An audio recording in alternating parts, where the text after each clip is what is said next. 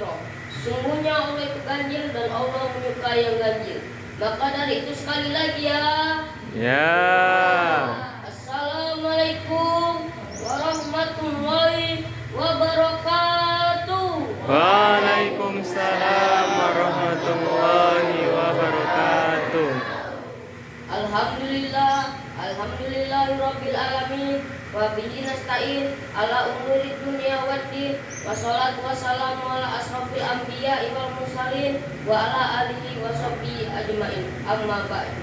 Yang saya hormati Bapak Ibu guru yang dirahmati Allah Subhanahu wa taala dan yang terhormat pada panitia yang mengizinkan saya berdiri di sini dan yang terhormat pada hadirin dan teman-teman saya cintai dan saya sayangi.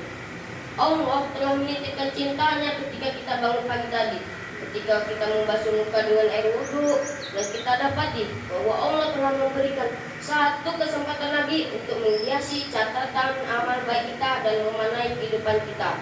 Maka dari itu bersyukurlah dan berjanjilah kita akan memperbaiki diri kita lebih baik lagi hari ini. Alhamdulillah. Sudahkah kita bersyukur kepadanya walau sekali para hadirin? Dah. Ya, saya percaya hadirin soleh dan soleha.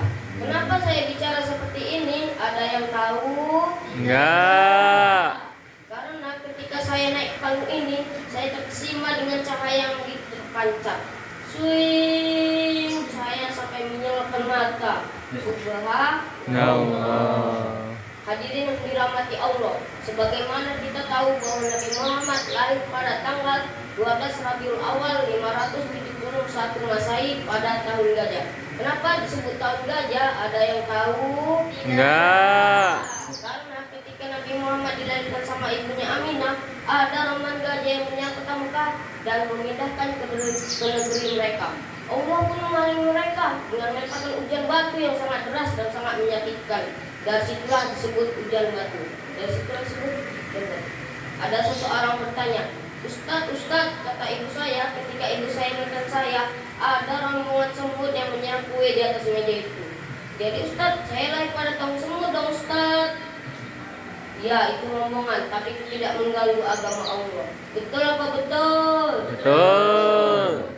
Nabi Muhammad lahir ke bumi bukan hanya untuk menikmati kehidupan saja. Rasul pun berbicara kepada istrinya, wahai istriku Khadijah, saya ke bumi ini hanya ingin jalan-jalan dari Medan sampai ke kota dengan naik unta ya. Dan jangan lupa pembekalannya nasi goreng, kurma, jus jam-jam dan kacang Arab ya. Bukan seperti itu kira Nabi Muhammad ke dunia ini, tapi Nabi Muhammad ke dunia ini hanya membawa misi yang agung yang diperintahkan oleh Allah Subhanahu wa taala. Pernahkah kita memikirkan jika dulu Nabi Muhammad tidak berdakwah, hanya diam dan membiarkan umatnya dalam masa kebodohan, dan kebodohan itu masih ada sampai sekarang. Bahkan minuman keras dan narkoba diasumsi terang-terangan, pembunuhan di mana-mana, bahkan aktivitas zina dilakukan secara bebas. Na'udzubillah. Bagaimana jika hal itu akan terjadi? Maka dari itu bertaubatlah, karena Allah masih membuka pintu taubatnya dan kita akan termasuk golongan yang diridhai. Amin. Haruslah kita berterima kasihlah kepadanya. Dengan bagaimana? Dengan mengikuti semua sunnahnya. Dengan begitu kita akan Rasul pun akan mencintai kita dan sapanya akan teraih saat akhirat tiba. Amin ya rabbal alamin. Mungkin cukup cerita sama saya. Kalau ada kekurangan saya mohon maaf sebesar-besarnya. Kalau ada kelebihan jangan dikembalikan ya. Ya.